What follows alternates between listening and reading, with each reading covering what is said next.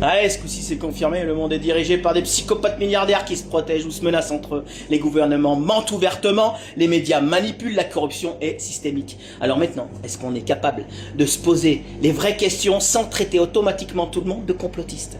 Est-ce qu'on est capable d'imaginer qu'on hypersexualise volontairement les enfants pour les confondre, les fragiliser et les déstabiliser, pour détruire la famille, pour réduire la population en stérilisant et peut-être même à terme normaliser ou légaliser la pédophilie sous couvert de progrès ou de tolérance? Est-ce qu'on peut envisager qu'on nous empoisonne lentement via la nourriture ultra transformée, les produits chimiques, les injections expérimentales, les médicaments et la pollution? Que la médecine traditionnelle a été pervertie et que trop de médecins sont devenus des vendeurs de pilules, plus des soignants?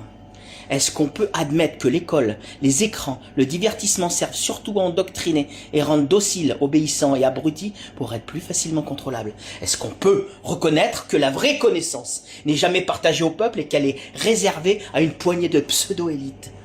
Est-ce qu'on peut se demander si on nous a menti sur absolument tout, même sur les récits fondateurs qu'on nous présente comme intouchables? Est-ce qu'on peut envisager qu'on vit dans une succession de psyops, une mise en scène permanente, un Truman Show collectif? Est-ce qu'on peut imaginer qu'on est engagé dans une guerre vibratoire où tout est mis en œuvre pour nous maintenir dans des fréquences basses? Peur, culpabilité, insécurité, colère, révolte contrôlée. Est-ce qu'on peut enfin regarder le monde tel qu'il est? Tout a été inversé. Est-ce qu'on peut finalement admettre qu'il n'y a personne qui monte la hiérarchie du pouvoir sans être compromis? Qu'aucun politicien placé au pouvoir n'est là pour le bien du peuple, mais pour ses propres intérêts?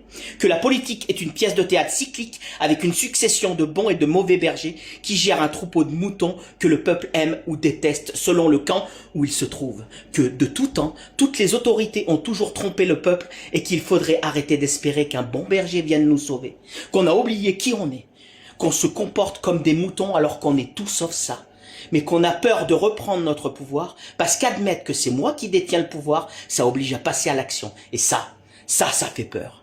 Et se demander calmement si la solution n'est pas de revenir à soi, à la vérité, à l'amour, à l'union, à la droiture, au local et au sacré. Et dernière question la plus simple, faut-il vraiment continuer à obéir et à payer des impôts à des systèmes dirigés par des psychopathes? Voilà. Elles sont là toutes les questions. Alors, démerdez-vous de vous les poser et d'en trouver les solutions. Allez, la bise.